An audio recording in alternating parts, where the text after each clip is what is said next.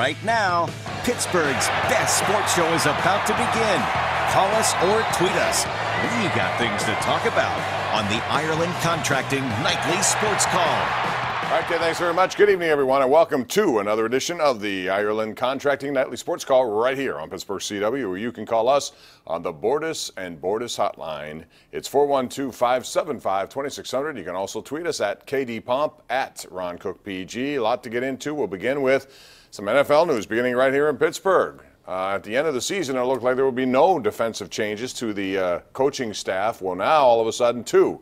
We saw them both hired today. Yesterday, Carnell Lake decides that he wants to just retire and be home with his family more. So today, Tom Bradley, and I'm happy for Scrap, as they call him, to get back in the game after spending 2 years with UCLA under Jim Mora. He is here as the new defensive backs coach, a guy who is strict with fundamentals, tackling, and little things that I think make a big difference. And then Carl Dunbar is brought in to be defensive line, as John Mitchell will assume more of the associate or assistant head coaching job, and he's been there for a long time, another wealth of knowledge on that defense. So Ron Cook of the Post-Gazette and 93.7 The Fan, Tom Bradley back in it. Yeah, I'm happy for Tom, too. I think both of us know him very well. I have great respect for him as a person and great respect for him as a coach. I wish his defense had played a little better at UCLA last year. I've teased him about that, but they had some injuries. You know, his heart is in Pittsburgh. I wish he would have got the Pitt job a number of years ago. I understand, you know, why Pitt wouldn't hire a Penn State guy, but he'd have been here and done a great job, and I know there were concerns about him. Oh, he'll go to Penn State, back to Penn State. He would have signed in blood to stay here. I think he always wanted to be back in Pittsburgh, and now he's got a shot. I'm happy for him. Me too. The biggest NFL news of the day, however, revolved around a deal out in San Francisco where Jimmy G show, Jimmy Garoppolo, what a 5-month period he has, back up to Tom Brady.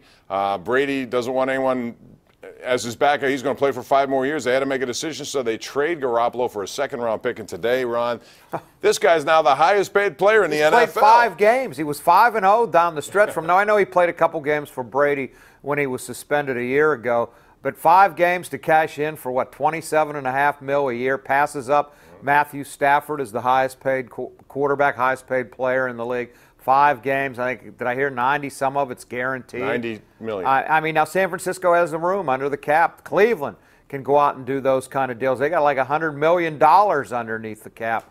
So I hope it works out for San Francisco. The kid looks great, but it's only been a pretty small sample to take that kind of jump financially for him. It reminds me of a couple of things. When we saw back in New England, back in the day when Tom Brady got his ACL injured, and it was Matt Castle who came in. And then remember Matt Flynn as a backup to, was it Brett Favre or was it Aaron Rodgers? Wherever he was, he ended up going to Seattle and signed a huge contract too. These guys don't have a lot of experience, but in a desperate age that is finding a franchise quarterback in the NFL, people are willing to pay. Well, wasn't it Scott Mitchell, I believe? Scott Mitchell's another one. He had like one good game and cashed it in for a fortune. Yep. So more power to him. You know, people say these guys aren't worth it. I always say if somebody's willing to pay you, that means you're worth it. And I want to see what Philadelphia does with Nick Foles. We saw their parade today. I hated to see the Philadelphia fans celebrating, but that's just me.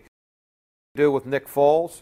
Carson Wentz has got to be your starter. Do you try to trade Foles now? His value's very high. Somebody you think would give up a fortune for him?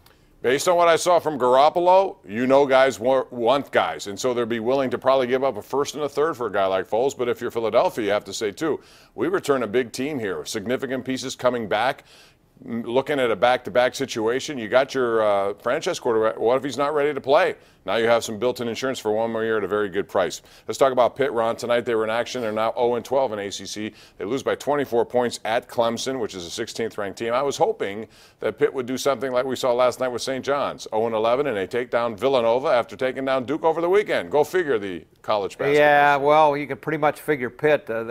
I mean, they're a bad team. There's just no other way to say it, to sugarcoat it. You can say they're young. They got all these freshmen, all these new guys, and I get that. But 0-12 is 0-12, isn't it? And they got 6 games left in the ACC. I don't know that they're going to win one of them. They got Boston College at home, Wake Forest at home. Maybe they'll get one. I sure would like to see them win one. I'd hate to see them have to live with an 0-18 record for the rest of their career. I'd like to see him at least get 1 or 2 wins. They're learning the hard way, but potentially, could help them next year. But for this year, it doesn't look promising at all. And we have some Penguin news as well, and that would be that the Penguins have another injury on their hands, and it's Tom Kuhnackel. They brought up Teddy Bluger tonight. He's from Latvia, I believe, and this will be his debut if he plays. Connor Sherry was back on the ice today. That's good news. He's been out since January 30th. The Penguins will begin a father-son trip, which is their 9th that they've done. It begins tomorrow in Dallas, Sunday in St. Louis. We got to take a break. When we come back, we'll open up the phone lines. It's 412-575-2600. We're here every night of the week, so call us with your opinions on the Ireland Contracting Nightly Sports Call, only on Pittsburgh CW.